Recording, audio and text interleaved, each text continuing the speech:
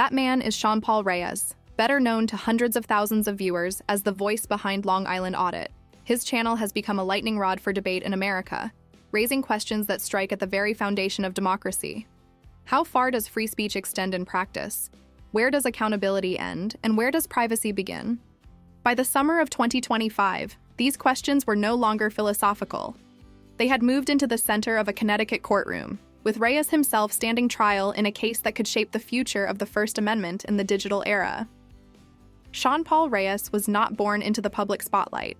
His early life was ordinary, marked by the same routines and challenges that countless others face. Yet even in those early years, there was a restlessness within him, a persistent curiosity about authority and about the quiet, often unnoticed ways in which power operates when few are watching. That curiosity, combined with a determination to see how far transparency could truly reach, eventually pushed him in a very specific direction. Instead of turning away from questions about accountability, he leaned into them. And when he did, he found the perfect tool waiting in his pocket: a smartphone camera.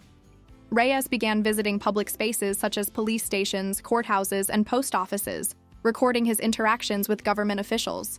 These were not polished productions. The videos were raw and unpredictable, capturing moments of tension and confrontation. And it was precisely that authenticity that drew in an audience. Supporters saw Reyes as stepping into a role the mainstream press had gradually abandoned, documenting how public officials behaved when ordinary citizens asserted their rights. Critics, however, accused him of deliberately provoking conflicts in pursuit of viral moments and online income. Whatever one's view, the growth of his channel was undeniable. Long Island Audit quickly rose from a niche experiment to a widely followed platform, eventually attracting nearly 1 million subscribers. A hobby had become a movement, and Reyes was at the center of it. On July 11, 2025, Reyes turned his attention to Groton, Connecticut. At the center of local controversy was Sergeant Brian Fahey, a state trooper whose overtime pay had raised eyebrows.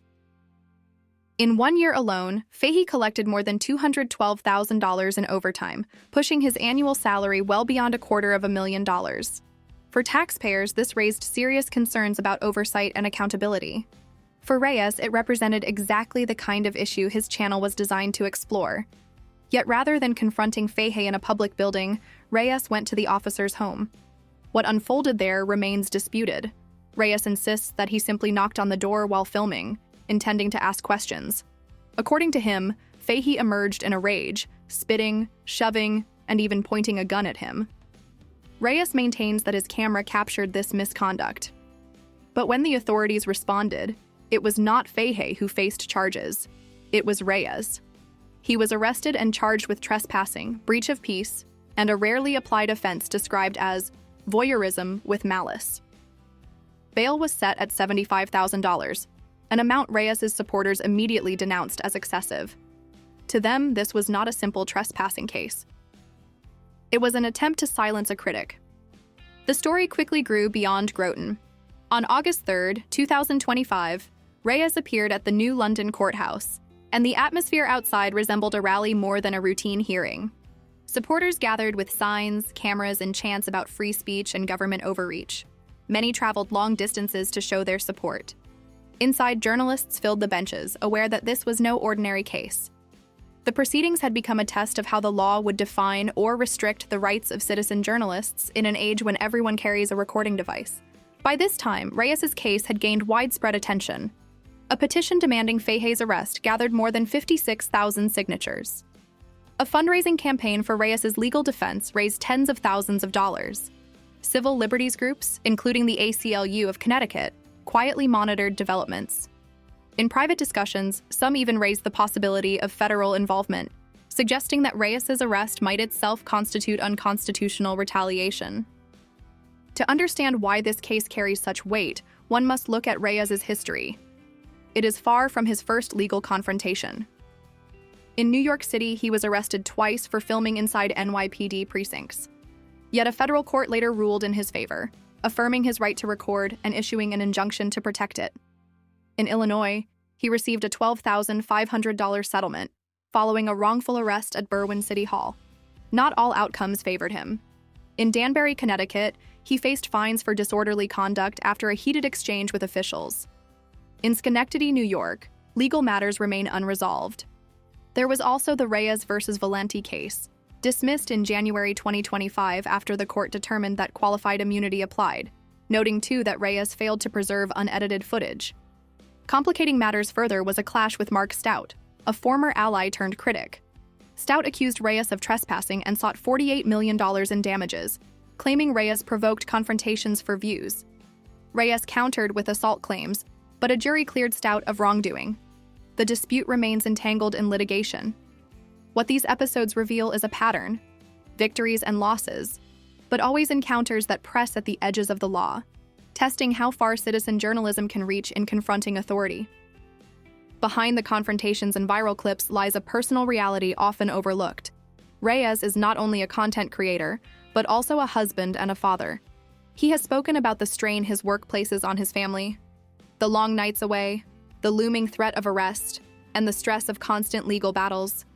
His family, he says, understands and supports his mission. Yet outside that circle, opinions are divided. Critics argue that his confrontational style crosses the boundary between journalism and harassment.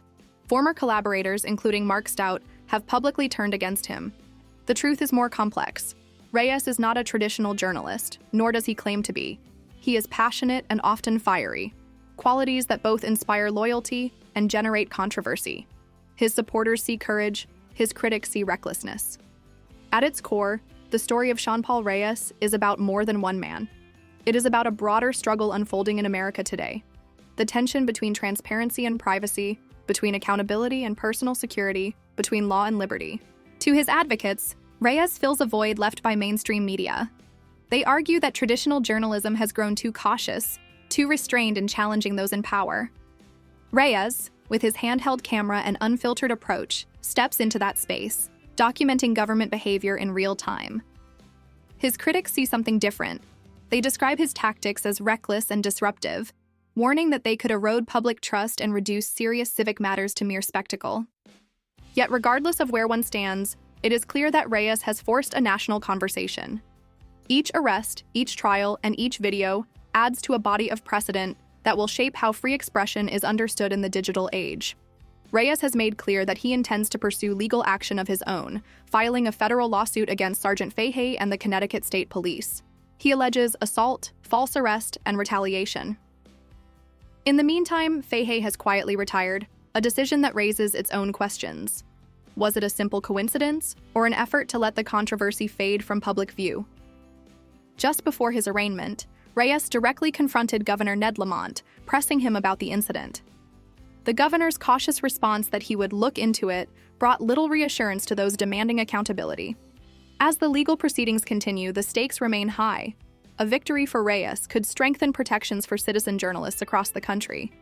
A loss could redefine the limits of what Americans are permitted to record. Who then is SeanPaul Reyes?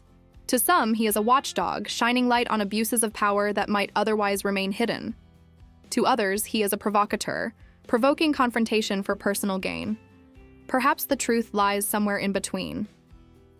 What is certain is that his work has become symbolic of a larger debate about free speech in the 21st century.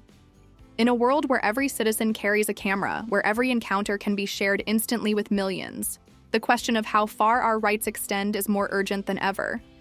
And so Reyes continues. With each new video, each court appearance, and each legal battle, he compels the nation to confront the uneasy balance between liberty and law.